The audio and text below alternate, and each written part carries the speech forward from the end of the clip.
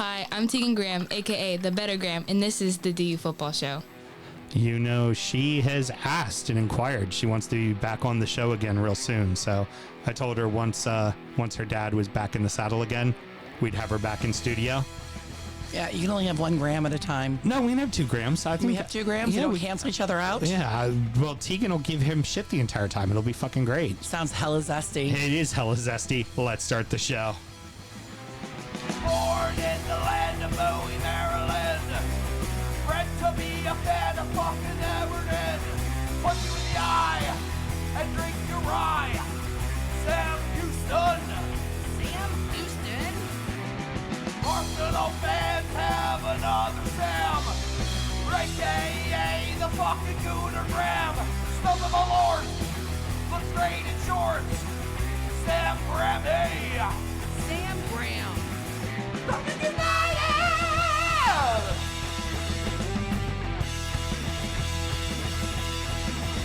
Fucking United!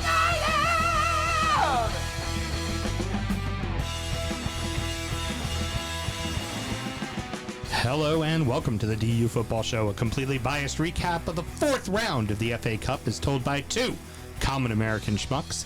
I am your host, Sam Houston, and of course, Mr. Graham, 1 more week of paternity leave and then he's back in the saddle again. But for tonight, of course, being an FA Cup, I have to have a fellow lover of the FA Cup, one of 6 possible Wolves fans in the Baltimore area, our good friend Danny. How you doing, sir? Doing good. Excellent. I love it. And of course, on the 1s and 2s, producer Mel. How we doing over there, I'm producer doing Mel? great. Just waiting for Danny's dozens of followers to check in. Are you feeling happy? The studio's back to normal. You're in your big comfy chair. Everything's good. I got a nice big chair. I've got my duck behind me. I've got a plant. I've got space, and I've got alcohol. Yeah. And you shoot it all over your keyboard. That was really good. No, all over my screen, and I just washed it. Yeah. Awesome. Yeah, because, well, remember, Danny had mentioned that they like to really fill their cans big full. And we're recording at the DU Public House just outside the nation's capital, and you can check us out wherever you get your podcasts. And, of course, streaming live every single Monday night. Should you want to chat with us, there is many ways that you can. Mrs. Houston, why don't you tell the good people how they can get in touch? Well, you can email us. You can send us a carrier pigeon. We accept Morse code, telegraph, faxes, rotary phones. But the easiest way is dufootballshow@gmail.com. Very good. And on all the socials? DU Football Show. Very good. You just really like to add Our too website? much into No. A DU Football Show. Our t-shirt site, DUDripShack.com. Live journal?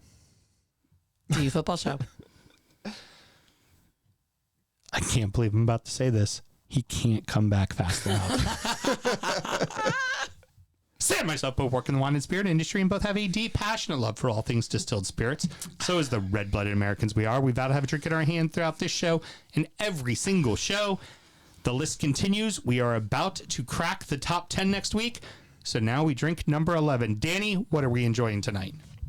We are enjoying, well, we'll see if I enjoy it, the Ardbeg Spectacular. That's Spanish, right? Mm-hmm. This is number 11 from the tasting panel. The panel rating is 93, and David Savona says, Ardbeg has a reputation for scotch that screams with peat and smoke. This new creation, which marks the first time that Ardbeg has ever used port pipes for maturation, shows balance and restraint that belie its over-the-top name. Yes, the peat is there, but also candied walnut, orange peel, grilled meat, and pleasant minerality. This is a mix of whiskeys aged 9 to 13 years, roughly 1/3 matured in bourbon barrels, the rest in port casks. The finish is exceptionally long, fitting for a dram if you want to taste again and again. All right. So last week we did the Angel's Envy cask strength, which is a port finish also. And I had said very specifically that I felt port wood finish was too much for a corn whiskey, and that port really lends itself towards barley. Most times when you're doing barley, like a single malt, it is Speyside that doesn't have a lot of peat interaction. the peatier Isla whiskeys, because this is an Isla, they're all very, very peaty. You think of Lagavulin and Lefroy, things of that nature.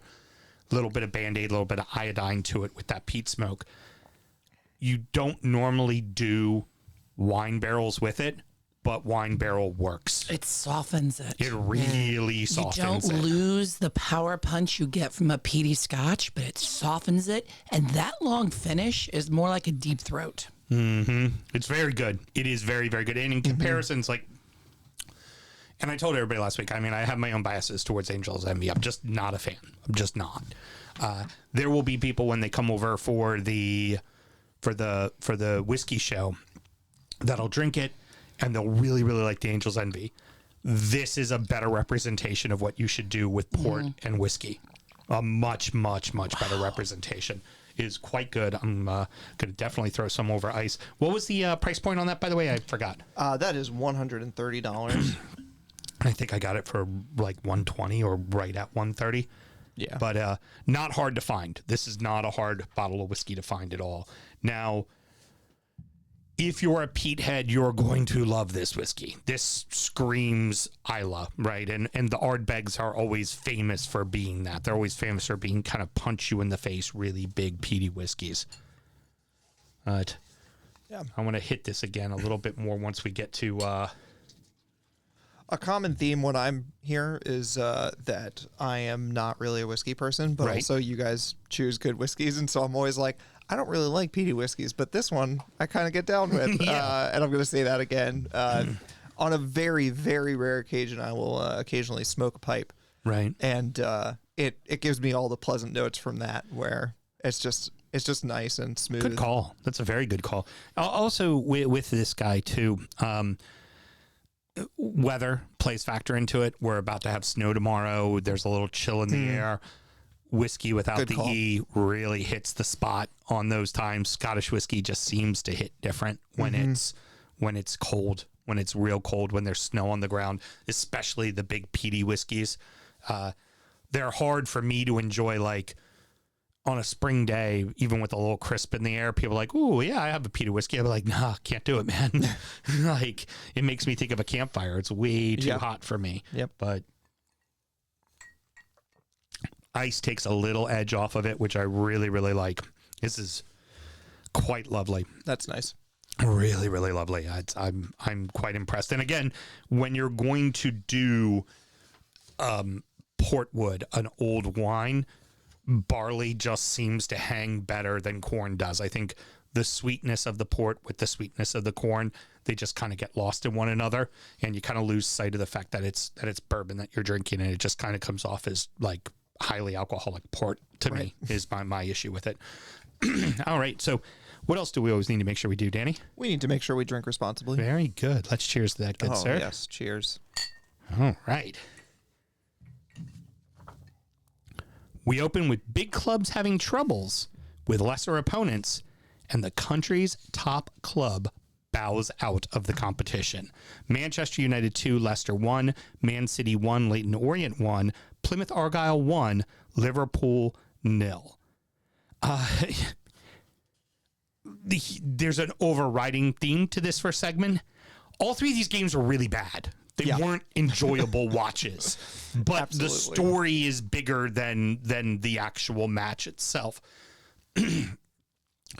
United figure out a way to win, and that's fine. But United figure out a way to win in the most Sir Alex way ever, because VAR is not in this competition. And you get to remember, oh, that's right, referees are biased, and suddenly forget when 4 fucking people are standing in an offside position on a free fucking kick.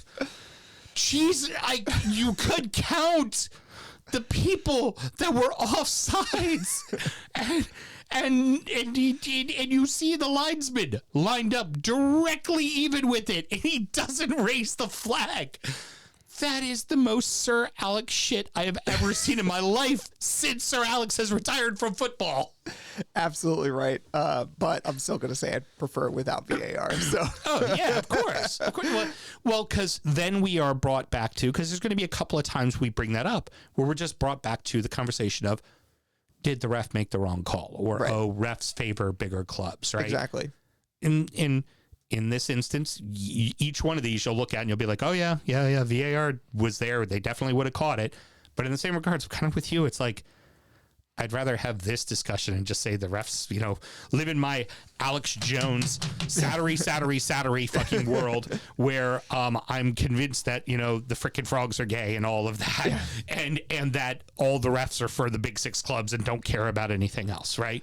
Yeah. I mean, it's because we could just do case closed here. It's like, well, the ref fucked up, or the ref just sees what they want to see when they're at Old Trafford or whatever.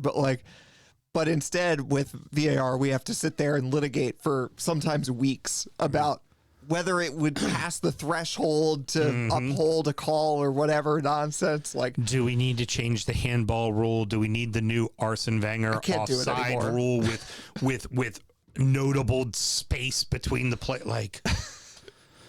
Please no. Can we just fucking play footy? Just how about we play footy? Footy would be great. Yeah. Now, for United, are we supposed to be impressed by this? Are we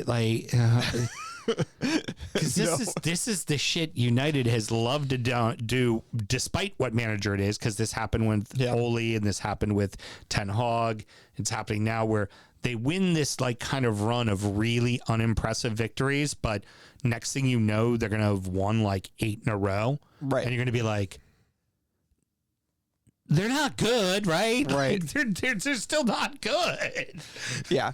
I think a theme in these three, and especially for the two Manchester clubs, is that I don't really think that it would give the fans any kind of comfort over this. It's I mean, especially speaking as a Wolves fan, watching a bunch of fruitless victories this season, and I say a bunch, being pretty generous, a very small number of fruitless victories where it's you win, but you don't really get any answers to important questions. Nothing. It's kind of exactly the same. It looks exactly the same as a loss, except that at the end of the full time, your team has more goals than the other team. Right. And you have 3 points and you move up the table while our clubs are down at the bottom going, fuck, I would kill for that. I would kill for the most nonsensical, non-deserving win ever. I would love to have that happen for us. And it's just the pure luck of the fact that you have billions of dollars put into your lineup that someone finds a glimmer of hope for a moment to be able to pull some luck out of their ass and score a goal. That's what this game was. I mean, it just epitomized it. It epitomized what Manchester United has been for probably the last 4 seasons straight. Yep. And this is now a team I'm actively seeing I want to see lose and fall out of the cup, because this is going to be their only way into Europe. Oh, absolutely. And they'll do exactly what they did last year and backdoor their way into a European spot and get money they don't deserve and not have to be held to the same standards as everybody else simply because they backdoored their way into something. And so for me, I just want to see them lose. I don't care who it is they lose. I just want to see them fucking lose. And I don't want it to get to the final, because last year it got to the final. We're like, oh, City's going to wipe the floor with them. Wrong. Is this the big money clubs version of for Wolves fans? It's there's always the toying with the idea of if we got relegated, would our bad owners leave? Would things be better after that? For fans of United, is it kind of well, is it actually better to fall out of the cup and then have a rebuild year where we're not in any additional competitions? We don't have an excuse to buy unnecessary players or whatever. I mean, it's for our perspective, we're God, I wish I had those problems. But so I was talking about this the other week, and it happened to Tottenham where they weren't in any competitions. Now, of course, they're having a terrible year this year, but it did help them, right? Right. It happened to Arsenal. It has helped them. Right. It happened to Liverpool. It has helped them. It happened to Chelsea. It has helped them. This would help United. Yeah. Just worrying about the league, just getting their shit straight. It would help them a lot to not have the other distractions. If I thought that their ownership could get their shit straight, which I don't. I mean, no, they can't. United fans have probably even less hope than I do that that's going to happen.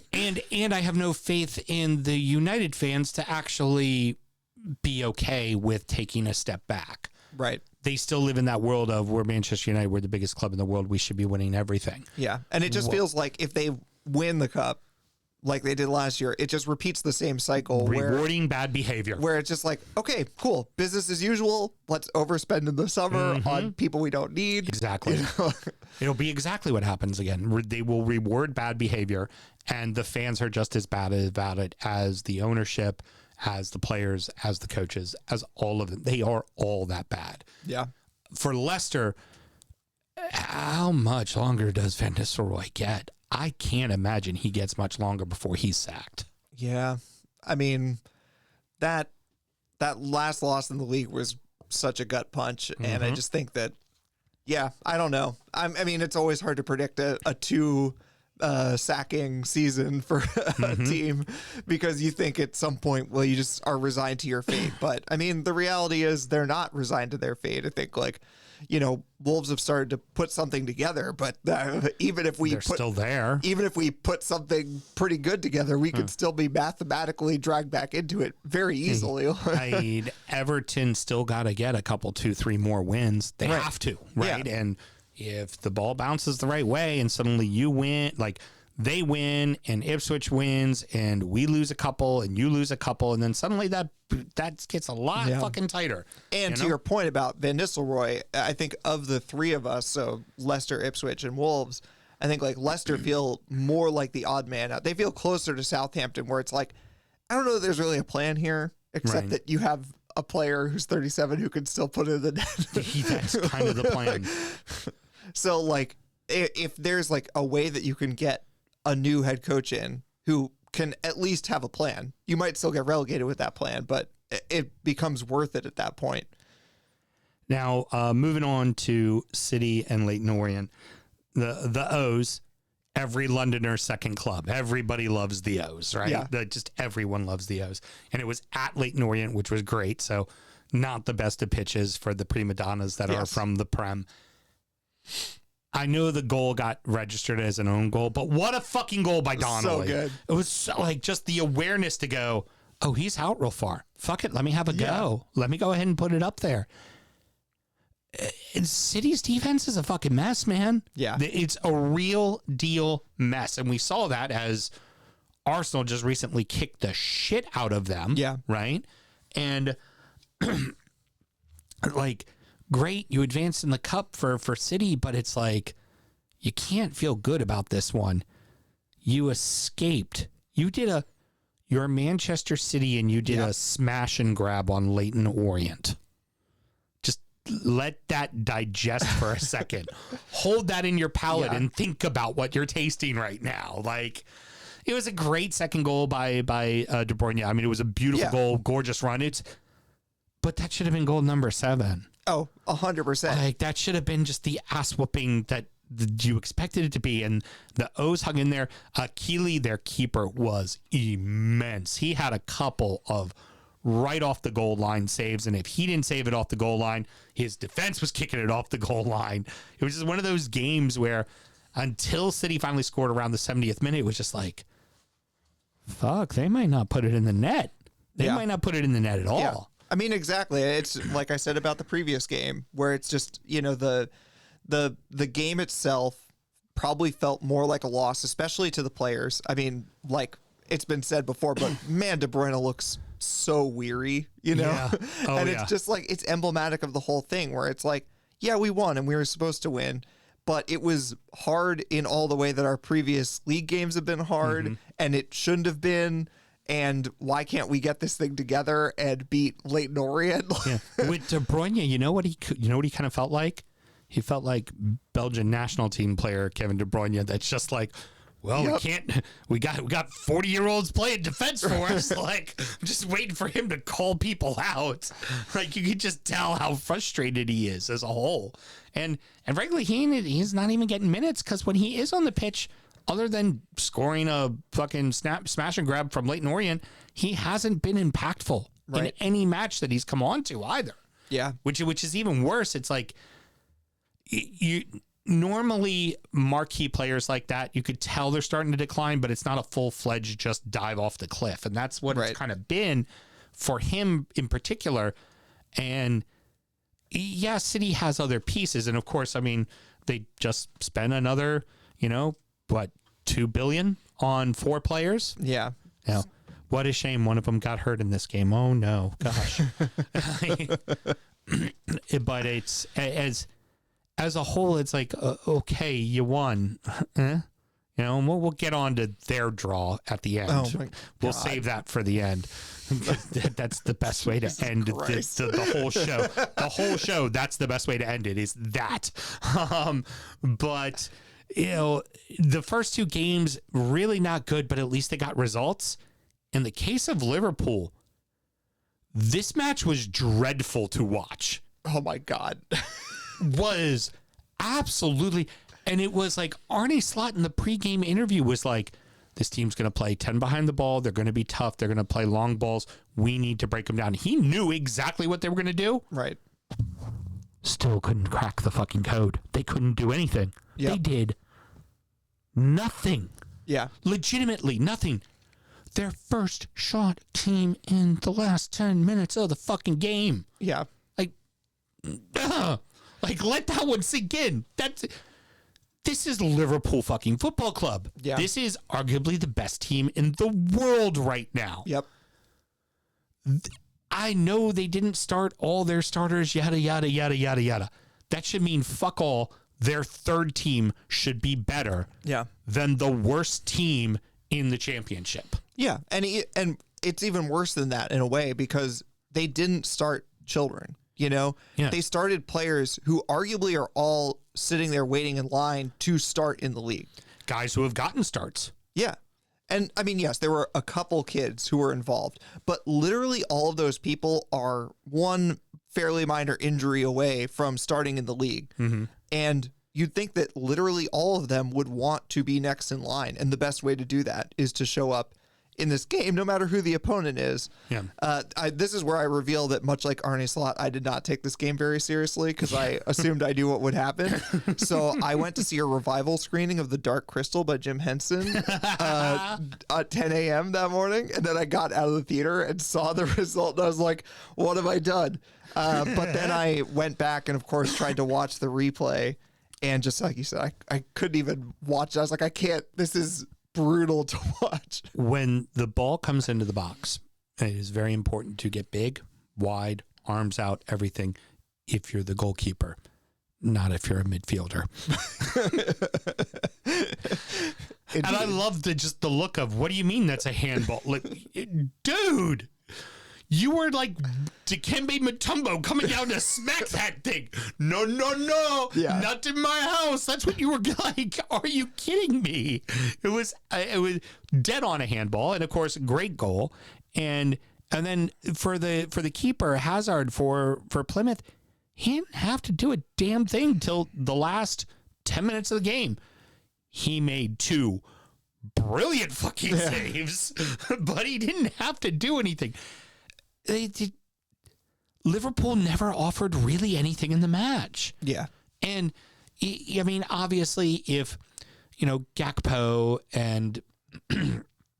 and Salah are out there, you probably have a different outcome. If Van Dijk's out there, probably have a different. Yeah, of course you do. But he purposely left these guys off the team. They didn't even travel. They stayed home. They didn't even go down to Plymouth.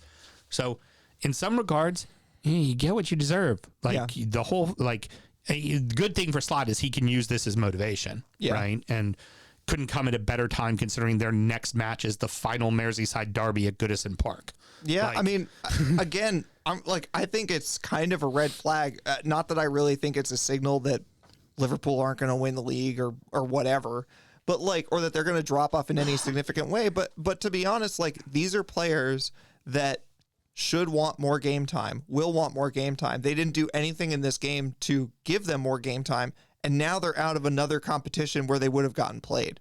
Right. And it's now what are you waiting for? You're waiting for literally, Cody Gakpo to get injured or something. Soon, and it's just that's not a particularly good position to be in. I think that from a Liverpool fan's perspective, I'm assuming, it's being out of the competition is not like the end of the world, like, you know, quadruple, blah, blah, blah. Right. But like it's never happened for a reason because it's fucking damn near close to impossible to do. The bigger problem is that like these are the players that you might need to step up if the title race becomes tighter and you have to pull something out that's really important and you have an injury or whatever. And they didn't step up against Plymouth Argyle. Right. You're going to need to know that these backups can do more than register 2 shots on goal against the last place team in the fucking championship. Yeah. It's time to see how the rest of the Prem fared when who punched their card into the 5th round.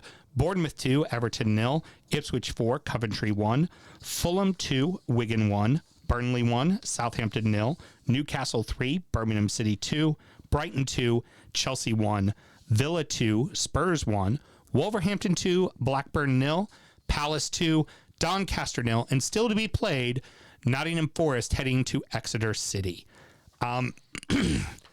Really bad match for James Tarkovsky. It was such a bad... He was really bad. And Everton, it was just a constant comedy of errors in the first half. They couldn't seem to clear a ball correctly once. The pen was a dead on pen, no doubt about it. As soon as you saw the replay, you're like, oh, did he get some ball? It's like, no, he wasn't even close. And then the second goal that got scored should have been scored 5 minutes earlier when they fucked up exactly like that in front of the net. The good thing for Everton is the new signing, Carlos Alcaraz, played really well in the second half. They looked like they offered something. They put the ball off the post 3 times, but also how much of that is Bournemouth sitting back and just going, let's get through this. Right. So just an overall really bad day at the office ultimately for Everton. And for Bournemouth, you didn't start key guys. You were able to give them rest. You brought them on later in the game to see it out, but you were able to give good guys rest. You're still in the cup, and this is starting to feel like a dark horse team to me. Yeah, I mean, I'd almost go a step further and say not even a dark horse, a bright horse, a light horse, a white horse. Like when, and we'll get onto this because you said we're going to talk about the draw, but like genuinely, like the team that I was more worried about drawing was Bournemouth because a lot of the other, obviously a bunch of the big teams are no longer in it, as we just talked about. And then also like a lot of the big teams look fallible, you know, in a way that Bournemouth don't. And again, we'll probably talk about it when we talk about the draw, but like it feels like there are ways to rotate and there are ways to rotate, you know, like there is like what Liverpool did, which most teams obviously don't really have access to.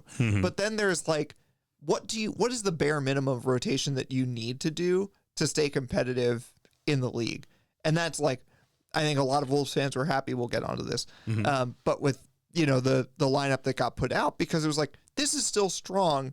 And the changes that were made were clearly due to like, this person was recently suspended. And so having them play now means that they'll be fit for the next league game. It's like these like kind of logical things. The Cherries kept their spine. Yeah, exactly. Starting keeper, starting 2 center backs, starting 2 central midfielders. Like, they kept their spine. Yeah. Throw in some fringe players, get the job done, make the subs that are appropriate when you need to make them. Right. Let some kids get some opportunity to play. One of them scored a damn goal. Right. Right? Like bonus. And then you get in the guys when you need them to see the match out. You know? And you know, for Everton, it's a shame. You would have liked to have stuck around in this competition just simply because it's the last year of Goodison, yada, yada, yada. And more for it, just to survive. Really, this year, I know it's the last year, but it's also, let's just fucking survive. Right. We're going to have a lot of money in the summer. We're going to have a new stadium. We're going to have a lot more revenue coming in. Like, just fucking finish 13th and be done with it. And who cares? just don't over fucking think it. Just get out of it, you know? And we can look at the past several years and just go, we fucking survived it. We didn't go down. We're good. And just move on. And that's what you got to do. Really good day at the office for Ipswich. They did the same thing. They did a little bit of rest for some players as well. And Yeah, Coventry tied it pretty quickly, but it was never really in doubt. Yeah, this was one that I tuned into because I thought that there was a chance that Ipswich would focus more on the league. Right. And I think that for the first, whatever it was, 30 minutes or so until you got the second Ipswich goal, I thought that it looked competitive and that, like, you know, Coventry gave a good account of themselves. There was a chance there. Ipswich didn't really, like, have much. Right. But then once they got that second, it was kind of floodgates opened, and you could see the difference between the two teams. It was like, okay, the end, which was a bit disappointed for me. But now, on the other side, we talked about people going on the road in the first segment. Fulham had to head on out to Wigan, and not an easy day at the office for them. Wigan definitely made it tough. I mean, now ultimately they get the win. They went up once. Wigan equalized. They scored very quickly thereafter, but this is a team they probably should have beaten handedly. You know, like this is lower half of the table in League One. Like this is a team they should have probably put stones to. This is one you should have beat 3-4-0. Like, and you allowed it to be competitive, which wasn't good. Yeah. I mean, I think the last time we were on here, we talked about how we liked Fulham and we liked Marco Silva and what he was doing. But I haven't like watched enough of them, I guess, but I just feel like they're starting to slow down in a way that is like kind of predictable, which doesn't mean that they can't find it again. But this is like kind of that kind of performance where you're like, oh, is this exposing like kind of the thing that we've been slowly seeing over the last couple months? My only knock I had on Fulham going into the start of the season was this team is sneaky older than you think they are. Yeah. They're a lot older than you think they are, and they're playing a lot, and it's starting to show. And Marco isn't really rotating the squad a ton, which he probably should be doing. You know, I know he's been kind of riding the Jimenez train. Like, you should be having you should have them legitimately switching off game for game, really kind of battling for that striker spot. Like, you want that good competition going on. Right. And he seems to kind of just be relying on certain people all the time, and just you're right. It's just starting to show a little, and you go, ooh, who's that team that might fade at the end of the year and miss out on Europe? And you feel like Fulham's that team. Yeah. It's not like red alert time yet, but it's just like, absolutely no one is surprised that Burnley won this game. God damn it. No one's surprised at all. Because you are talking about the last place team in the Premier League and you're talking about the third place team in the Championship. No one's surprised by the outcome. Yeah. Everyone's probably really disappointed that watched it because it was an absolute dog shit match. And it took to the 70th minute for Burnley to finally score a goal. This is two ships passing in the night. One will likely be in the Prem. One will likely be in the Championship. And it aren't the teams that are currently in their respective leagues. I hated watching this game. I have a very good friend who's a Southampton fan, and so I was watching it also because the show and whatever. But it just like, and you know, like you said, they're close in the overall system. But good Lord, Scott Parker, you have wasted so many hours of my life watching your god awful football. Just not a good match. Like, yeah, it was just like Southampton were not particularly good because I think that they are not a particularly good team, which we have seen through the season. But I also think that they have an identity and they are trying to do something. And I respect that on some level. Burnley have nothing except for passing it sideways. I don't know what it is that they have.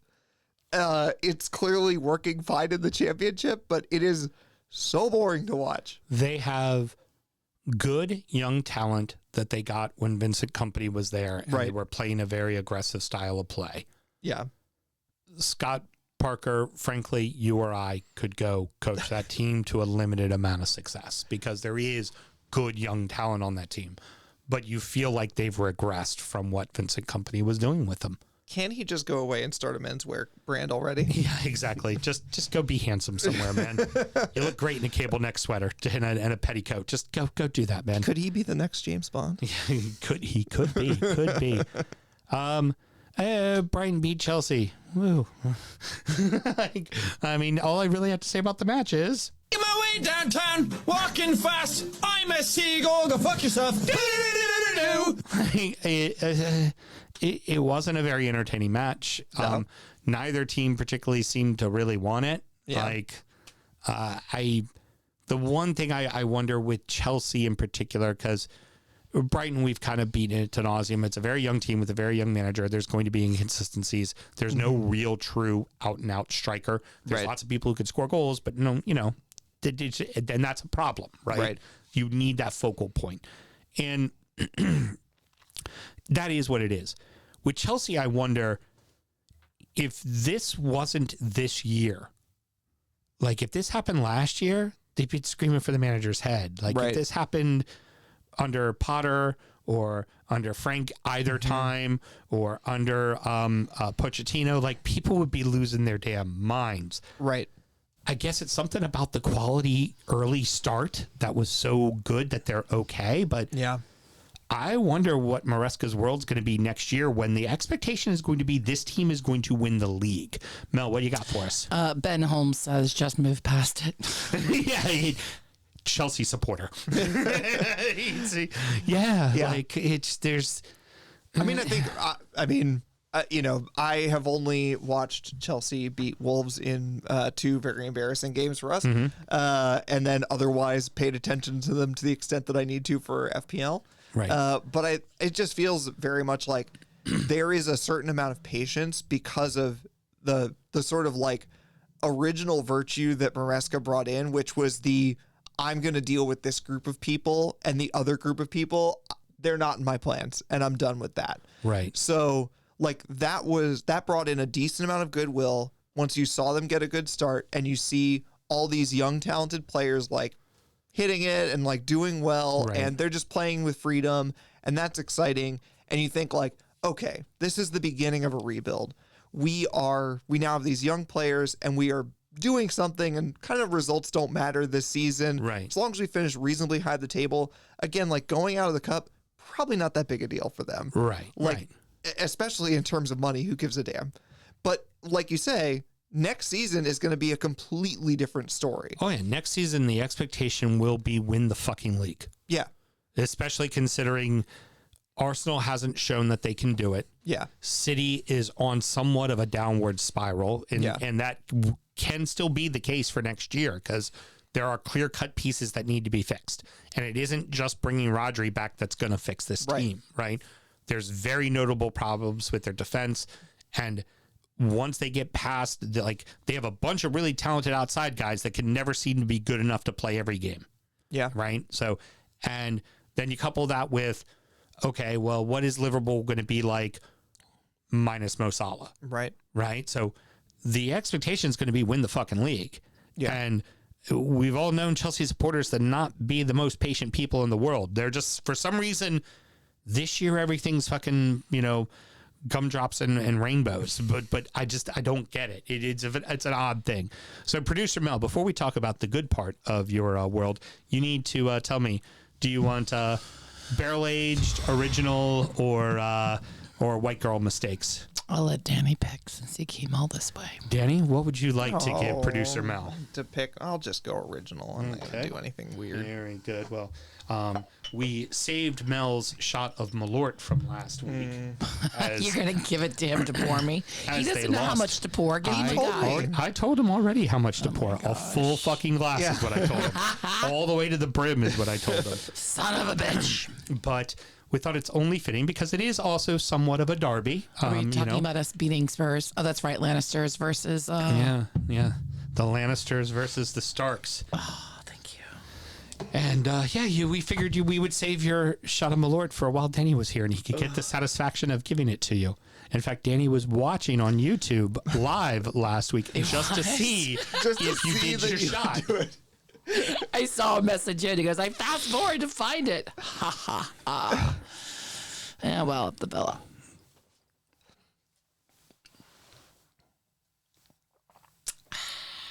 Yeah, tastes great, doesn't it? It's been a while. It's been a while. Villa should have put this game to bed before halftime. Yes. It was 1-0. It should have been 3 or 4-0. Tottenham's defense is in fucking shambles. Yeah. Now that they are out of the League Cup and out of the FA Cup, I don't know if Ange keeps his job past this weekend after they play United.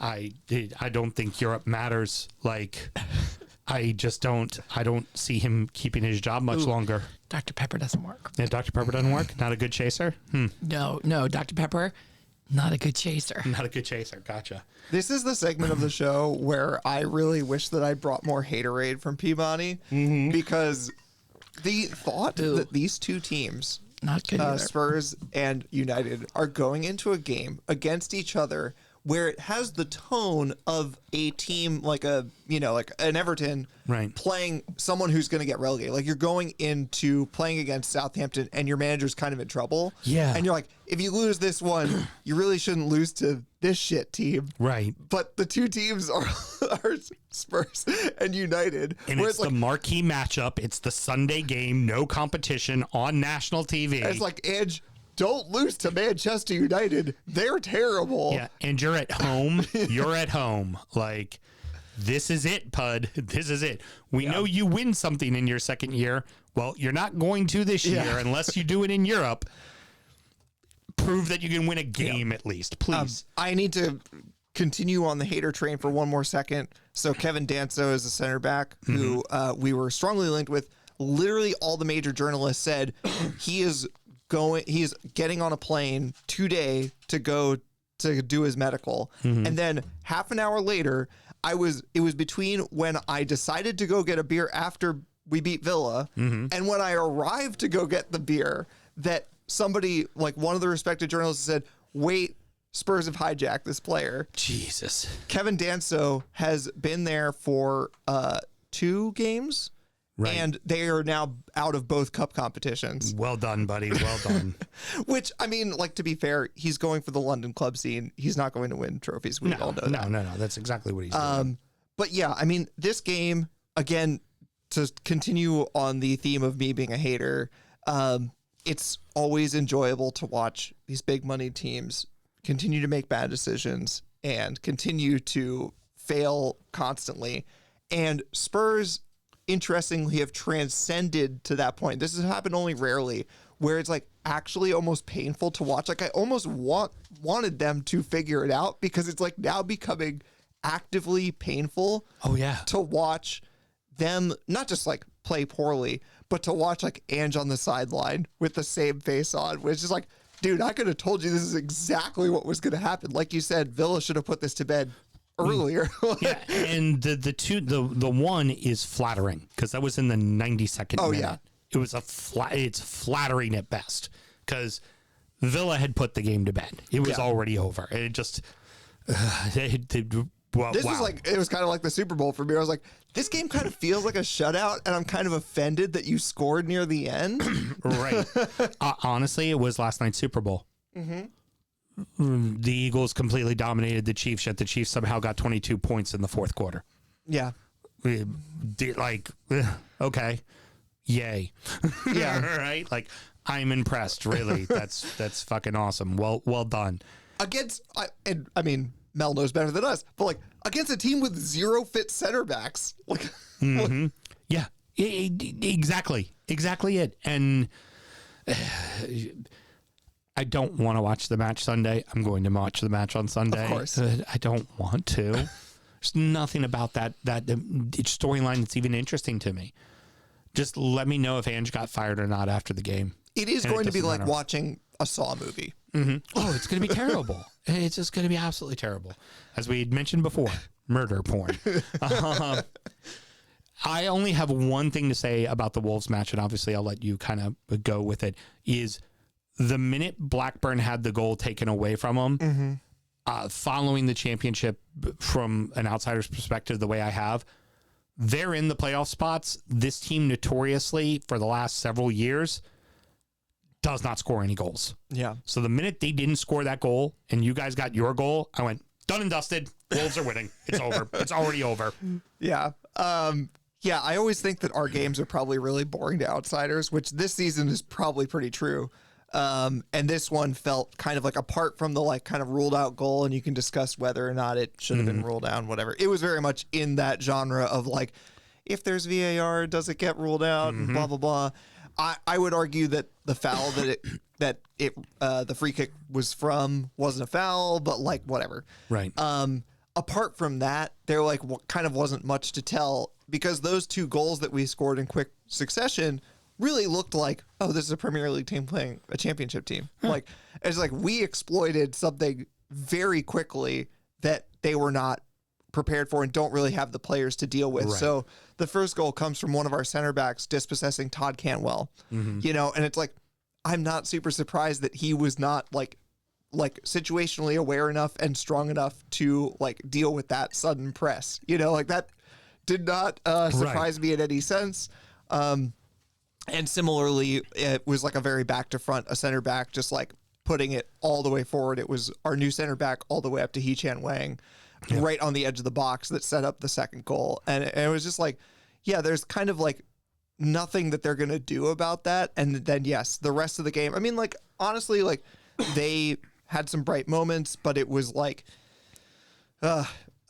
in stark contrast to some of the earlier games we talked about, this was one where it's like, this wasn't a good looking game, but it also gives me a certain amount of confidence for the rest of our season. Cause like, I would like to see out some games, and this was a game that we saw out, even if it's against a shit opponent. This is when you play Southampton, when you play Ipswich, when you play Leicester, when you play Everton. This is what you want to see. Yep. This is what you want to see. And this was a carbon copy of exactly what your 3rd round game was against Bristol City. Yeah. Also, atmosphere was shit, apparently. Yeah. You beat 2 teams in the championship that are both in the top half of the table. Yep. Woo. Yep. Like, I mean, it was very, very cut and dry. It really was. I stuck with it and watched it, but I was just like, I mean, it's decided already. It's 2-0. This match is over. When it's the already highlight over. is that our center back got out of a 2v1 in his own box with a pirouette, and this guy's like 6'5". Yeah. That tells you how exciting the rest of the game was. There was not much to it. I didn't put it in here, even though I have it up top. I forgot to mention was the Newcastle and Birmingham City match. I didn't put it in the notes. Arguably one of the most entertaining matches of the weekend. That one was really good, and you know what it was? It was a proper Brummie beating, right? Yeah. Like, Newcastle found a way, but Birmingham City came in and they were going to play dirty, and they were going to play mean, and they were going to beat the shit out of them, and that's exactly what they did. And their goals weren't pretty, but they counted, and it for Newcastle. I honestly, that's a pat yourself on the back, man. You got out of a game that was a dogfight, and you figured out a way to fucking get the W. Good on you, man. Yeah, this was very much in its time slot. Like, you see that first goal come up early, and you're like, hold on, whatever I was watching, I'm now watching this. Moving over here now. You've got my attention. Yeah. And then of course today's match was Palace and Doncaster. Munoz shouldn't have been on the pitch. Like, again, if there was VAR, that's an automatic sending off. It was hands down a red card. He should have been gone. And then he is the goal scorer. It's like, Doncaster made a great account of themselves. It was in their building. They played fantastic. They had a couple of opportunities to put the ball in the net that they barely missed on, but Palace did what Palace was supposed to do. Yep. You're going to a smaller club's building. This is their FA Cup final. Yeah. And you figured out a way to get the win in advance. It's all that matters. Yep. Right. And it's boring, but it's like I said earlier, where it's like, this is the way you rotate, where it's like, you kept the parts that are dangerous, right, and you got out with the win. Well, and you can look at this and you could see the 3rd round is normally where the big upsets happen. Something normally an upset like a la Plymouth happens with Liverpool in the 4th round. This tournament starts to get very chalky very quickly. Yep. And that's kind of what today was. And of course, previewing what's going to be tomorrow, because obviously we're recording the night before with Forest and Exeter. The only thing Exeter has going for them is that Forest has to go to their building. Right. So if Forest isn't on it, you can get them. But Forest should win this game. It's what should happen. They should. I mean, and I expect them to, just based on my experience, watching Nuno coaching a lot of games, especially, in the Cups.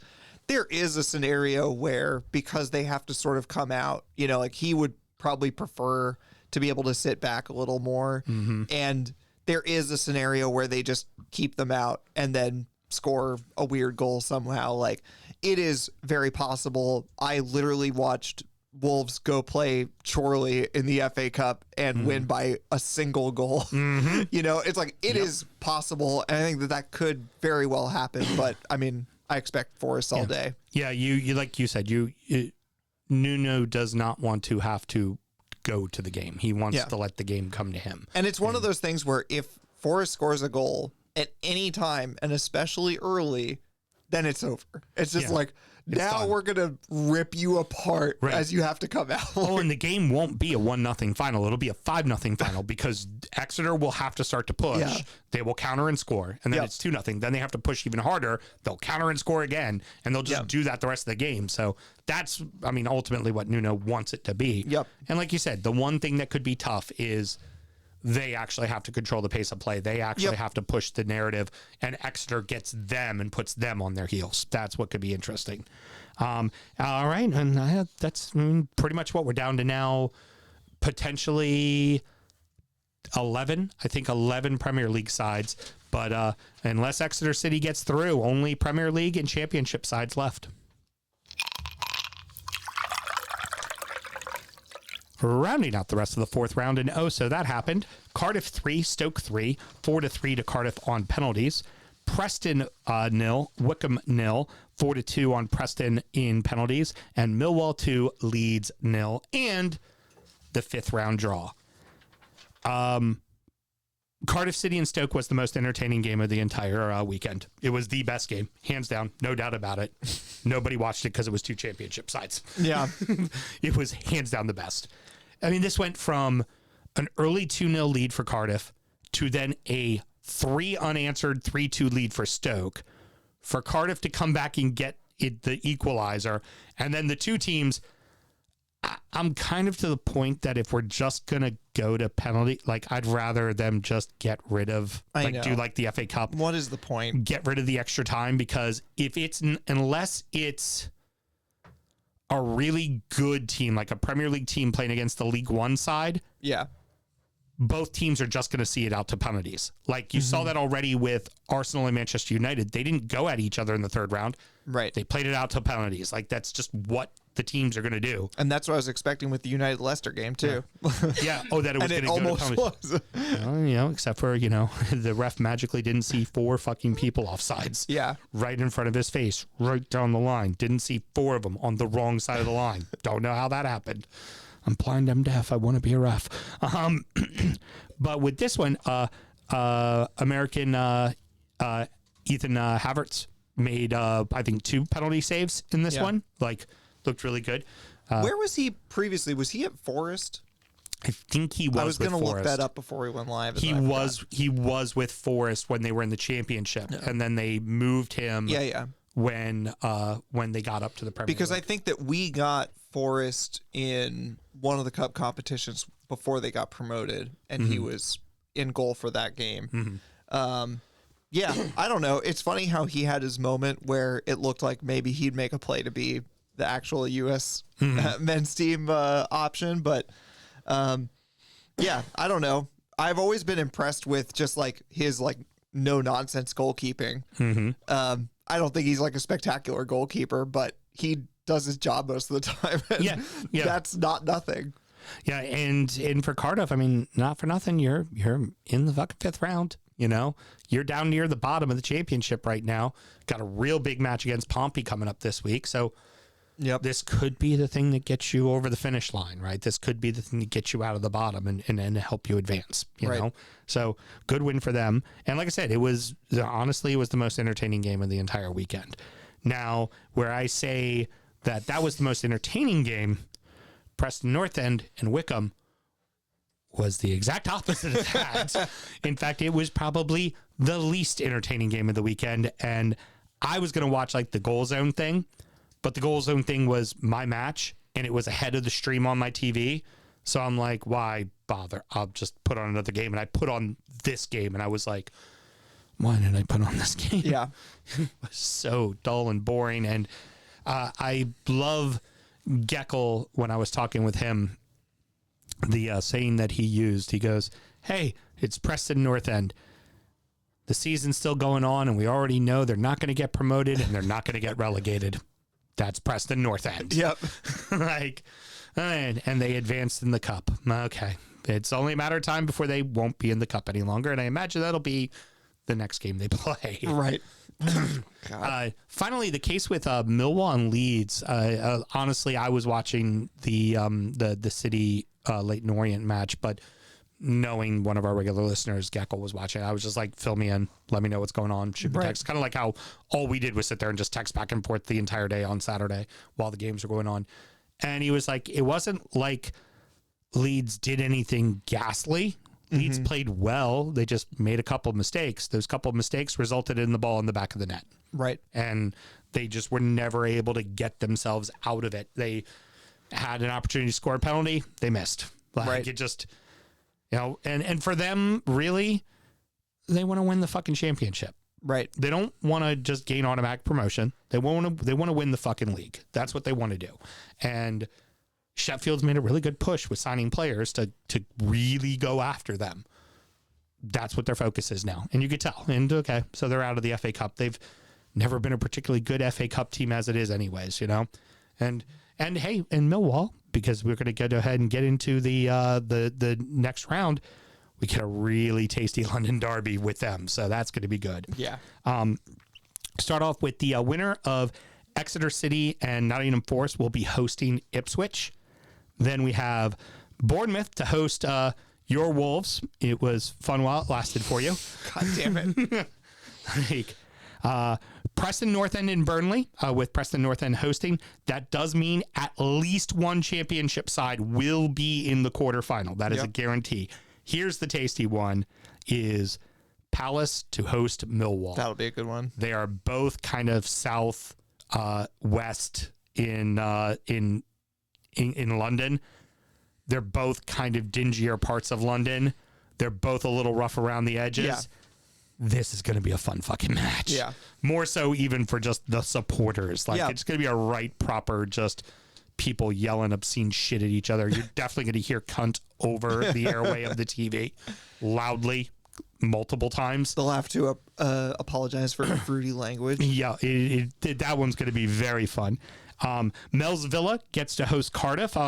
Villa, secretly, that's a team that could win this thing. They really could, because they're good enough to go toe-to-toe with all the big clubs that are still in it. Right. And like you said, the big clubs that are still in it have not been convincing. Like United and City have not been convincing at all, right? No.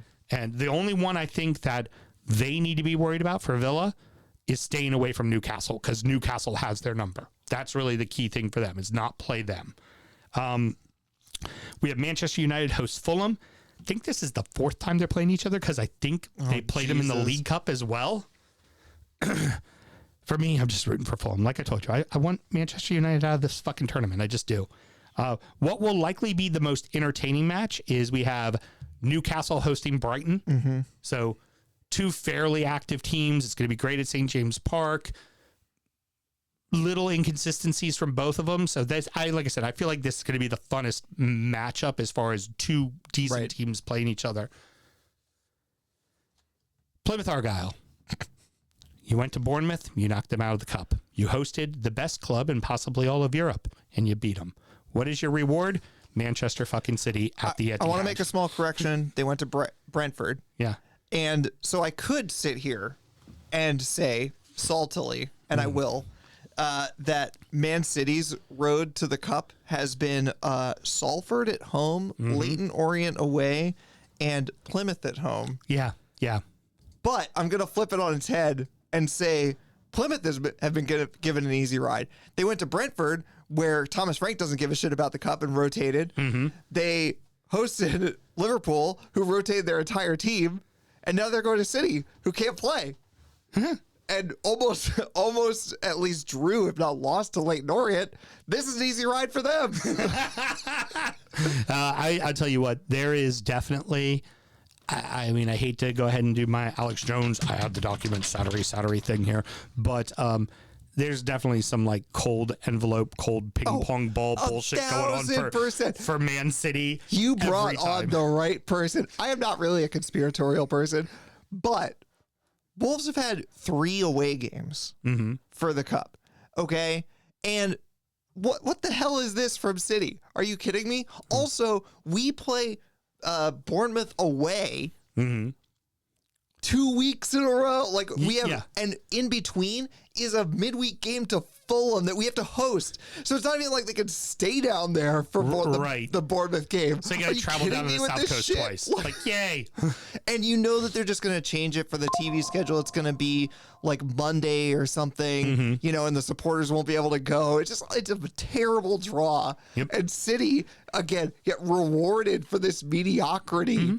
Oh, yeah. By hosting this Plymouth. Is Are you kidding me? Some Patrick Ewing to the New York Knicks shit going on right here. This is a cold envelope.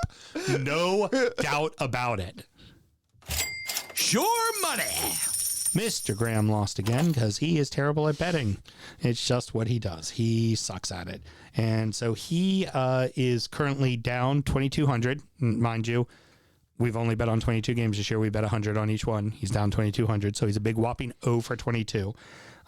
He is going to go ahead and go with 9-way parlay. actually not a full 9-way parlay, but it's still Not good gambling. Villa to beat Ipswich, Arsenal over Leicester and over 2.5 goals, Bournemouth over Southampton, and Forest over Fulham for plus 1150. It sounds logical, but something always gets fucked in his bet. I'm just telling you, something always gets fucked in his bet. Now, me, on the other hand, I keep winning, and I am now currently up $1,223. Big Sam's Lock of the Week. Did you know that 31.81818181818181818181% of the time it works 100% of the time? Doing a risky one here. Doing a big risky one. I am going to take a double draw parlay. Oh. I am taking Forest to draw at Fulham and Man U to draw at Spurs for $1,084. It was the odds are just too good. When I was looking at I was like, odds are really like both of these games are not going to end in draws. They could. They really, really could. They're not going to, but lose 100 to win 1,000. I'll take that. Unsurprisingly, I have the most doubt about the Forest game. Yeah. Being a draw. But the United Spurs one, I love that because I love the narrative of like probably like United being like, say, 2-0 up for most of the game. And then like Spurs score 2 quick goals at the end. And it's like neither set of supporters can quite decide like whether this felt like a win or felt like a loss. Richarlison comes off the bench on one leg and scores 2 goals. Yeah, it's definitely. I know that narrative. I know that narrative well. Yeah, it just seems like the way it should go. And then we're forced to talk about the match because like the last 5 minutes was great, and the rest of it was just horrible to watch. Exactly. It'll be 2 penalties to Fernandez on like questionable calls. Be like the softest 100%. penalties ever. Honestly, don't even play the match. Just let's write it right now. There it is. It's already done. Football Manager, boom, finished, ready to go. All right, well, that is going to wrap it up. Danny, I know exactly what you are going to talk about. Tell us how the ladies did this weekend. Yeah, they gave a good account of themselves. So the Wolverhampton Wanderers women drew Manchester United women, who are second in the WSL. Wolves women are in the 3rd tier. They are second, but only on goal difference. And the other 2 teams at the top are much better funded than them. So they're really having a heroic season in that sense. And then to get this draw was a really fun one because it's one of the biggest teams in the country. Obviously, Chelsea are sort of running away with it in the women's division, but Manchester United is Manchester United, and they have ridiculous amounts of money. And meanwhile, Sir Jim Ratcliffe is like making them live in trailers or whatever the fuck he's doing. But anyway, a very good team nonetheless. A fun little footnote is that American Valentillas Joyce was in goal for them. Oh, fantastic. She's their backup goalkeeper, and she's a really good goalkeeper. But yeah, The win here of us losing 6-0 is that our bitter rivals West Brom lost to them 7-0 in the previous round. So one better. Yeah, but it was a really good occasion. Obviously, no Wolves fan had any expectations of a cup set. I mean, this would be like, I can't think of one men's or women's that would stand up to this if Wolves women had won. This would be beyond Tamworth beating Spurs if that had even happened, but it was a massive occasion. They made the correct decision to play at their home ground, which is where AFC Telford play, which is the SIA Stadium, and not at Molyneux, because they're going to draw 5,000-6,000 people, but in a stadium the size of Molyneux, it's still going to feel empty. Yeah. So they completely sold out the SIA Stadium. I think the official attendance was 5,008, and their previous record was 3,800, which was at Molyneux. Mm-hmm. So, it was massive. Hopefully, a ton of those fans come back. Wolves women are still pushing for promotion. They once won this league, but back then there was a playoff between the North and South divisions, and they lost that playoff game, and so stayed down. That has now been eliminated, thank God. But they still need to win the league against two better funded teams. So it's going to be kind of a straight shootout between three teams through the end of the season. So that's what I'm looking forward to. It was really fun also because, of course, the Adobe Women's FA Cup gets put on YouTube, especially with these big teams. And so I actually got to watch them for once. Normally I'm just listening to it on the radio. But yeah, it was an amazing occasion. I had a great time watching them, even though they lost 6-0. The first half especially, it was some really heroic defending, and they weren't just sitting back the entire time. They were trying to be adventurous as much as they could against people who are literally full pros. We have basically 3 contracted players, and the rest are all full-time something else. So, yeah, it was exactly what you want out of an FA Cup game. A good comparative would be, for anybody that's watched Welcome to Wrexham, the entire second season, they weave in the women's club as well, and seeing the variance of differences. And this is, the men's club is in the National League. At that time, they're technically not even in professional football. Right. Same thing with the Wrexham women's team, and to kind of see the disparities and the ownership of Rob and Ryan realizing, going, wow, this is bad. Yeah, this needs to be fixed. How do we make it better? And the unfortunate truth is your men need to go up the table. Yeah. There'll be more money to then. But fortunately, unlike in your scenario where your owners aren't spending the money. Exactly. It seems like in that case, Wrexham's going, okay, well, we're bringing the women with us. As we go up, we're going to invest into them to make sure they go up. Well, and absolutely. And that's the stunning thing. I mean, one of the really real silver linings to me as a person who loves Wolves women and follows them every week is seeing in the sort of Wolves Twitter community, people who I know don't follow them, at least not closely. They'll have watched this game. People who are big characters in the Wolves community locally, who aren't necessarily plugged into the women's game, and seeing them have takes afterwards, about how we should really be funding the women more. And it's yeah, that's what we've been saying. And the amount of money is so small. I mean, the thing that we like to point out, because it's the starkest contrast, is the amount that these two teams that are better funded in our league are spending on their women's teams is between £1 and £2 million.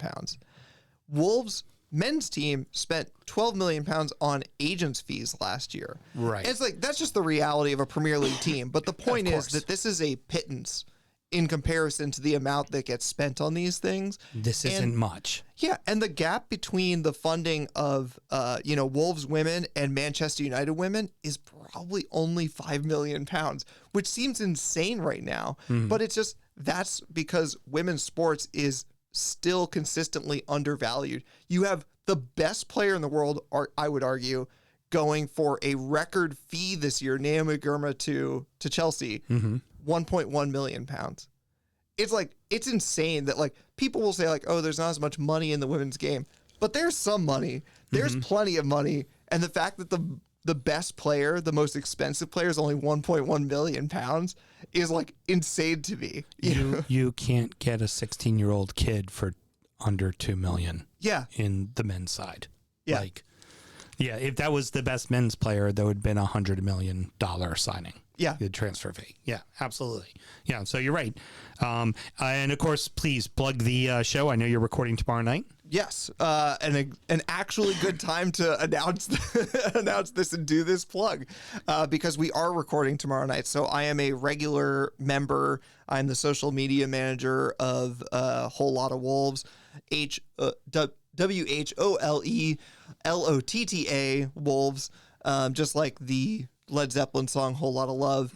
Whole Lotta Wolves. We're recording tomorrow night. That's Tuesday night at 8 p.m. Eastern Standard Time. And obviously we talk about Wolves, and we are the first Wolves USA-based podcast, and still are the first. Fantastic. Love it. All right. Well, no EFL show this week. There were games, but we're just not going to bother getting into it.